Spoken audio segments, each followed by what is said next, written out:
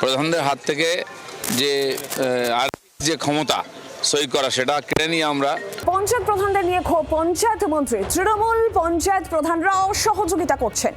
আইন এনে আর্থিক ক্ষমতা কেড়ে নেওয়া হবে, রাজনৈতিক কারণে অসহযোগিতা। পঞ্চায়েত মন্ত্রী দিলীপ ঘোষ সরব হয়েছেন। তৃণমূলের পঞ্চায়েত প্রধানরা অসহযোগিতা করছেন। আইন এনে আর্থিক ক্ষমতা কেড়ে নেওয়া হবে, রাজনৈতিক কারণে অসহযোগিতা। সরব পঞ্চায়েত মন্ত্রী, ঠিক কি ঘটনা, কি বলেছেন দিলীপ ঘোষ আমরা জানবো। মৌমিতা চক্রবর্তী রয়েছেন টেলিফোন লাইনে। মৌমিতা, দেখো, একাধিক জায়গায় পঞ্চায়েত প্রধান এখনো তৃণমূল কংগ্রেসের এবং পঞ্চায়েত তৃণমূল কংগ্রেসের অধীনে, কিন্তু 4 তারিখের পর থেকে রাজ্যের পরিস্থিতি বদলেছে এবং পালা বদলের সরকার এসছে, পরিবর্তনের সরকার এসছে। সেখানে যদি কাজের অগ্রগতি না হয়, কাজ যদি থমকে থাকে, তবে খুব স্বাভাবিকভাবেই রাজ্য সরকারের পক্ষে স্থানীয় গ্রামীণ প্রান্তিক মানুষের কাছে সমস্ত সরকারি সুযোগ সুবিধা পৌঁছে দেওয়াটাই অন্তরায় হয়ে দাঁড়ায়।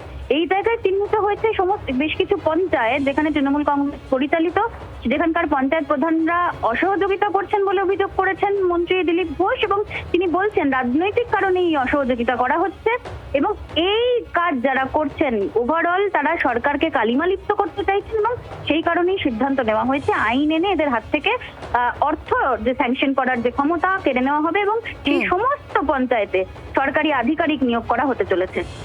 মৌমিতা, ধন্যবাদ তোমাকে। শোনাবো রাজ্যের পঞ্চায়েত মন্ত্রী ঠিক কি বলেছেন।